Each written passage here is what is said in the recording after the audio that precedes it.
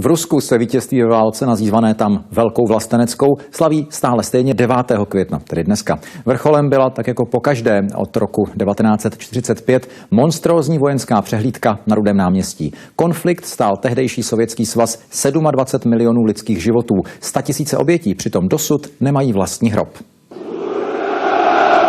Nad Rudým náměstím létaly tradiční letouny vzdušných sil. Před Kremlem pochodovalo 11 000 příslušníků všech složek ruské armády. Představila i bojovou techniku, včetně mezikontinentálních raket Topol, tanků T-90 i raketových komplexů Iskander. Zatímco na Rudém náměstí v Moskvě jsou oslavy dne vítězství velkolepé a sledují je nejen politické špičky země, ale i miliony Rusů u televizních obrazovek. Pak tady v malém městečku Syčovka, asi 300 kilometrů od hlavního města, mají oslavy konce války jiný charakter.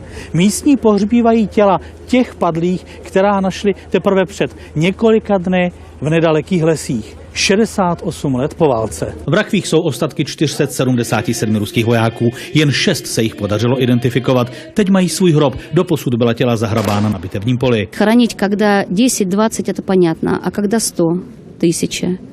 И любая воронка превращалась в братскую могилу. Jen na tomto hřbitově je pohřbeno na 10 000 vojáků. Jejich ostatky po celém Rusku hledají pátrací skupiny dobrovolníků. Z jednou z nich jedeme do vesnice Malé Karpovo, pár kilometrů od Rževa. Přesně tady v těchto místech byla v roce 1942 frontová linie. Tady stála Rudá armáda naproti německá vojska. Byla to krvavá bitva, která později přišla do historie pod názvem Mlýnek na maso. Zahynuli tady 100 000 vojáků na obou stranách. Skupina těchto mužů za 20 let přenesla do hrobu na hřbitově ostatky více než 7 000 vojáků. My odkopali za 5 dní okolo 60 člověk. Podle starých map a leteckých snímků lze určit, kde byly jámy a zákopy, v nichž mohou být metr pod povrchem ostatky. Ложка нестандартная, как вы видите, но по внешней сохранности видно, что ничего, скорее всего, не удастся. Vojáci si často na lžíce verili svá jména. Tento voják, nalezený v pozici se skrčenými koleny a hlavou v dlaních, zůstane bezejmenný.